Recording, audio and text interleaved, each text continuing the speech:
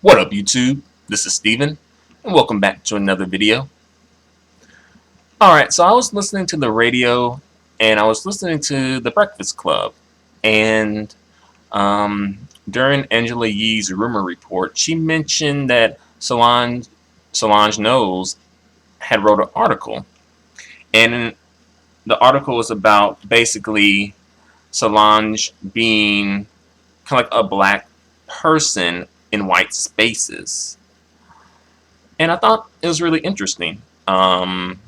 This is, I will say right off the bat, this is my first time actually reading the article while I'm doing this video.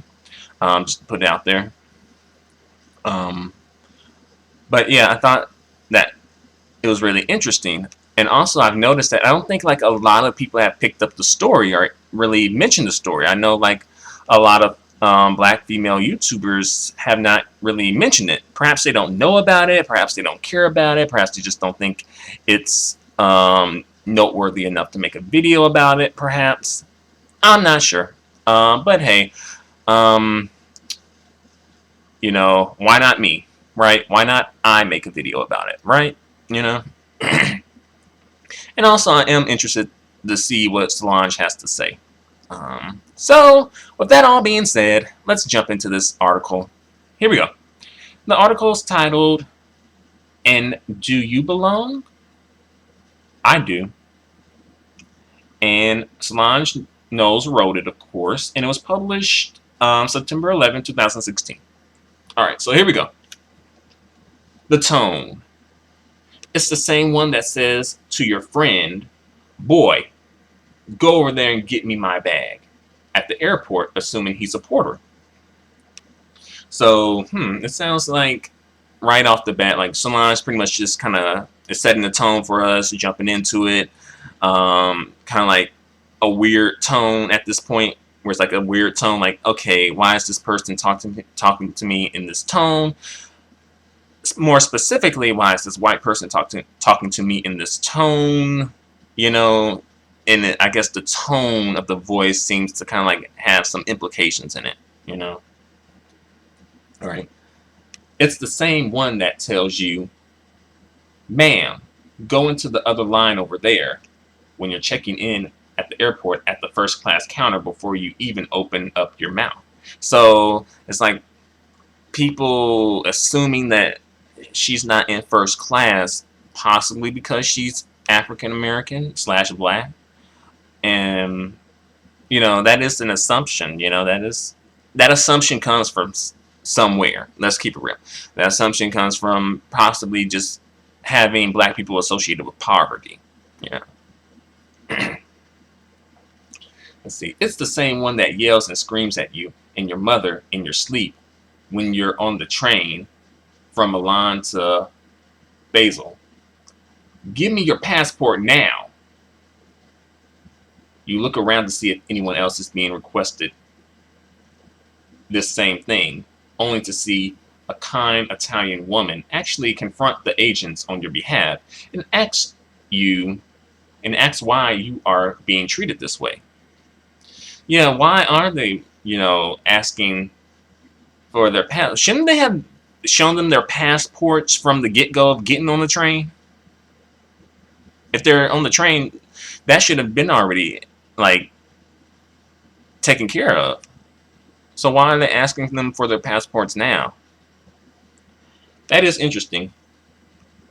But, this is an example of, I guess, a white ally, where this is what, an example of what a white ally can do if, you're really concerned and you really want to do something to help. This is actually something that you can do. It's not even like a big thing. It is just questioning your fellow paisano in this case.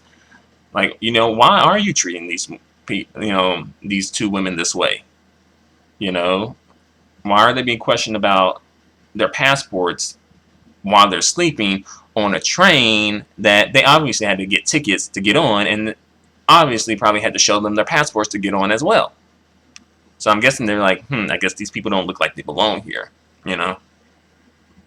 So that's kind of like the underlying issue there. You don't look like you belong here.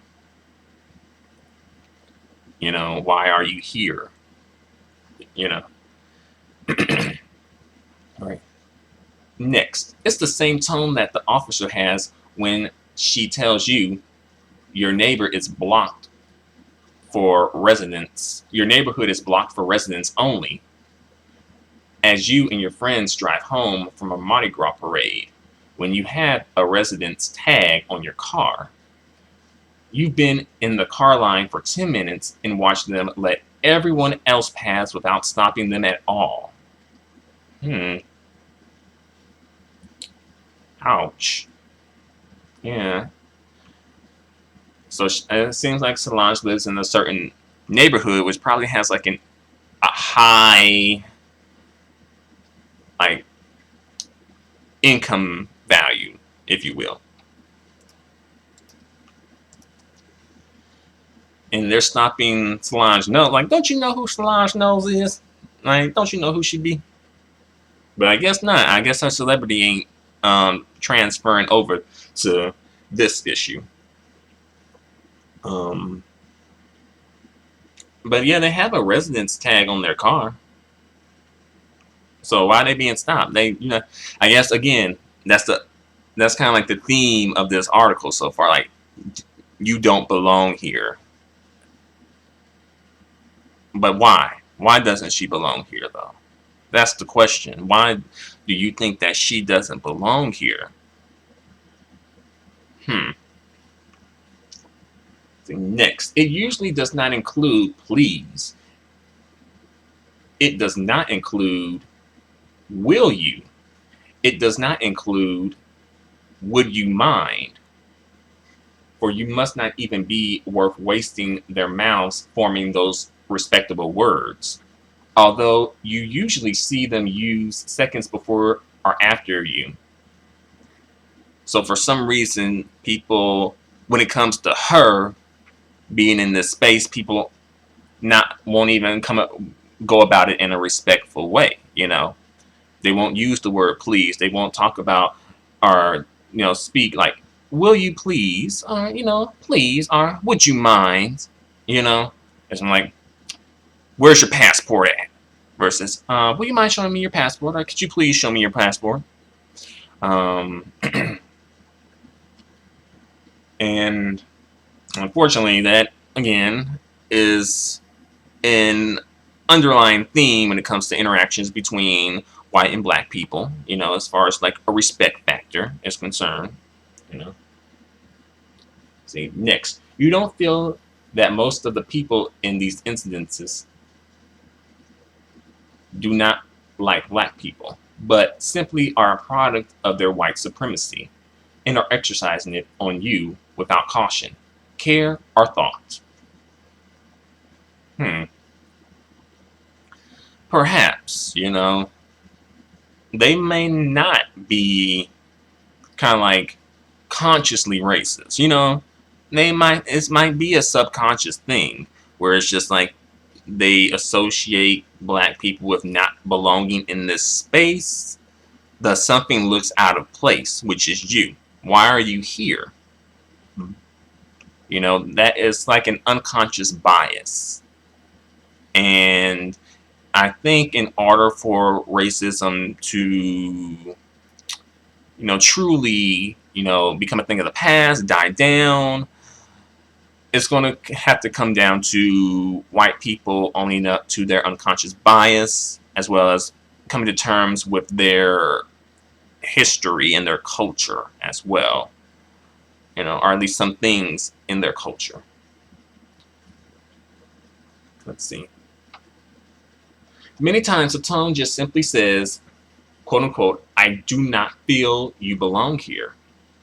Imagine telling your son and his friend Rashid about a band that you love and one that played a pivotal role in the history of hip-hop.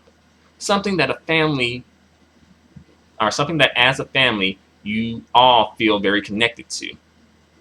Imagine, although the kids are interested, they are still 11, unfamiliar, and would rather be spending their Friday night differently. You and your husband are always talking to your son about expansion and being open to other things and experiences. So you guys make the Kraftwerk concert at the craft. You guys make the Kraftwerk concert a family Friday night. All right.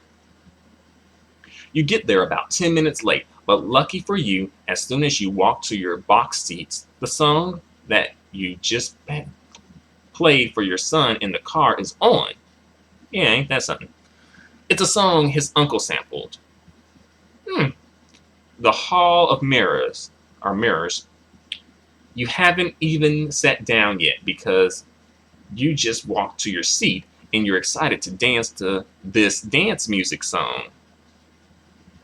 Simultaneously, a much older black venue attendant comes over to your son and his friends and yells, "No electronic cigarettes allowed. You need to stop doing that now." I don't know, who's smoking electronic cigarettes? And why aren't they allowed? Alright, you are too into the groove and let your husband handle it. And he tells the attendant that the children are 11 years old and it's actually the two grown white men in front of you guys who are smoking them. And he can't see that? I tell you, like, he can't see that, like, really, the kid smoking the cigarettes? You are annoyed and feel it's extremely problematic that someone would challenge their innocence. But determined to stay positive, you and your husband has handled the situation accordingly. But yeah. So yeah, she's determined to stay positive and her husband handled the situation, right? But yeah, isn't that something? Like, I guess they're already associating, but this is a black person, by the way, to be fair. But yeah, the association with like ethnic kids, you know, in this case, black kids with like criminality or drug use, you know. And how did he approach the two white men who were smoking it? Because they were the ones smoking it. How is that interaction? Did he come at them in the same manner? Like, you know, no electronic cigarettes allowed. You need to stop that now. Did he come at them like that? Probably didn't, because it's an unconscious bias on the part of black people. Like, not every single black person, but a lot of black people, where it's like they come at their own more, like come at their own harsher than, say, other people, but especially white people. So yeah. So if he did it the same way to the white people, then I'll give him a pass, a little bit at least. I'll give him a little bit of slack. You know, but chances are the venue attendant probably didn't, because they know better. Let's keep it real. They know better. All right. Let's move on to the next part. About 20 seconds later, you hear women yell aggressively, "Sit down now. You need to sit down right now," from the box behind you. You want to be considerate, however. They were not at all considerate with their tone, their choice of words, or the fact that you just walked in and seemed to be enjoying yourself. So that's true. You know, I guess these women seem to have somewhat of a patronistic attitude towards Solange for some reason, and I'm not sure where that comes from. Where could that come from? And I can understand Solange having some animosity about that, where it's like, I don't know you like that, you know? So, you know, settle down, chill out, you know? Check your tone. Let's see. You are also confused as to what show you went to. This is a band that this is the band of pioneers of electronic and dance music. Surely the audience is going to expect you to dance at some point. You were planning on sitting down after this song, and as long as it wasn't one of the 4 songs that you really connect with and plan on getting down to. You feel something heavy hit you on the back of your shoulder, but consider that you are imagining things because, well, certainly a stranger would not have the audacity. So I'm guessing a stranger, one of those women, threw something at her? Hmm. Moments later, you feel something again, this time smaller, less heavy, and your son and his friend tell you those ladies just hit you with a line. So they're throwing food at her now, basically, because she wouldn't sit down, versus instead just going to the like the attendant and telling them to tell her to sit down, or possibly getting some like authority figure involved. The people who are actually supposed to be regulating this stuff. Right? You look down only to see the half-eaten line on the ground below you. You inhale deeply. Your husband calmly asks the group of women, did they just throw trash at you? One woman says, I just want to make it clear, I'm not the one who yelled those horrible, nasty things at you. I was not the one who yelled those horrible, nasty things at you. Loud enough for you to hear. This leads you to believe that they were saying things way worse than what you heard. But you are not surprised at that part one bit. So I wonder what they were saying about her. You are full of passion and shock. So you share this story on Twitter, hands shaking, because you actually want these women to face accountability in some kind of way. That's true. You do want people to, have some sort of a punishment, or at least some sort of a shaming, And I will say that, public shaming is a healthy part of a culture, It's a sign that, you do live in a healthy culture when there's public shaming. You know that you cannot speak to them without it escalating because they have no respect for you or your son, and this will only end badly for you, and it feels it's not worth getting the police involved. So you are hoping they will hear you this way. That is true. That is true. Because when a situation like this goes down, I feel like someone like Solange is going to be looked at as the villain. Even though she's just responding to some disrespect, I feel like they're going to typecast her as the villain because she's black. There was an incident where the radio DJ Ryan Cameron had shared where I think he was in Florida, and like this homeless man was asking him for money. He didn't have any money to give them, or either didn't want to give him any money, and then the whole situation wound up escalating, I think, a bit more and more. He was just trying to calm the situation and not escalate it, because he knows, like, if this situation goes down, and I think the homeless man was Caucasian, I think he was white, but yeah, he knows, like, if this situation goes down, he's going to look like the villain, even though, like, technically people seem to make the homeless person the villain in a lot of cases. So, like, if this was a white guy and a white guy, like a white man and a homeless white man, the homeless guy would probably seem like the villain, and that's probably not totally right either, but how come in this situation now, if this was to go down and it was a black man and a homeless white man, it would change and it would seem like the black man is being the villain,